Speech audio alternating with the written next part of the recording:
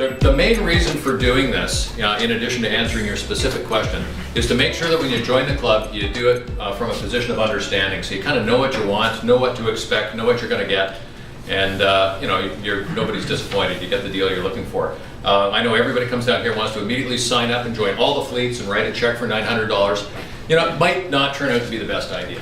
The problem we have is too much fun, too little time. But we recommend you join a couple fleets, one a windy day fleet and a calm day fleet. So there's always a reason, always something to do when you come down to the club. So the history of the club. It started 19 years ago now as the SFU Sailing Club. It started out with a little fleet of lasers, and if you buy Tim a beer on the deck, he'll tell you the story behind that. It's pretty interesting. Added windsurfing and kayaking in the 90s, started rowing in 2002, and we have around 275 to 300 members now. And most people join a couple of the fleets. How many members do we take in? Well, it depends. What we want to do is make sure that the boats get well used, but we don't have people waiting around for boats. So if there's a lineup for the high performance cat on a hot summer day, that's probably okay. Most of the time you come down here, whatever boat you need is there waiting for you. So we're hitting the right balance with numbers.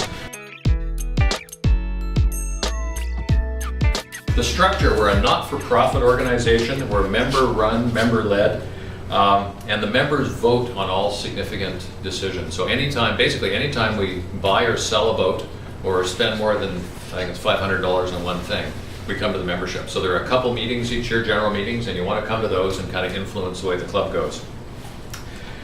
Member privileges. We take adult members. At this point, we don't have a youth membership. We only take adult members, and the reason is that you're fully responsible for the equipment and your own safety. We'll train you, provide you the tools and the knowledge, but you're responsible for things. And we haven't figured out a way to do that yet with kids. It's something that keeps coming up. For the time being, it's an adult club. And what you get, and this is why do we join the club? It's because you get access to this huge fleet of great boats. It's all on a drop-in basis. You don't have to book your boats. You just come down here, rig something up, and go out.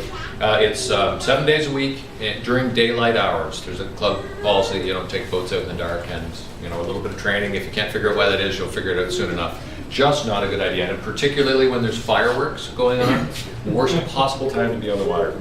So 7 by daylight hours. Take out a boat, have fun. Restrictions: there's a 2-hour limit on craft. What that means is if there's somebody waiting and there's no more boats, you got to turn it over to them. On a practical basis, it means kind of come in, go to the bathroom, check to see if anybody else wants the boat, away you go, and have some fun. We have you can arrange longer expeditions, but you kind of need to do that in advance to make sure nobody's disappointed.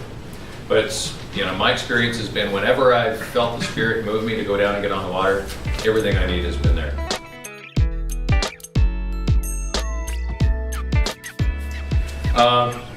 You also have some away privileges with kayaks and windsurfing gear if you want to go on trips. We've got great rental rates, much lower than commercial rates. You can go off with trips to the gorge. If you want to go on a kayaking expedition, you can rent a couple of boats. So that's a good deal, benefit for members.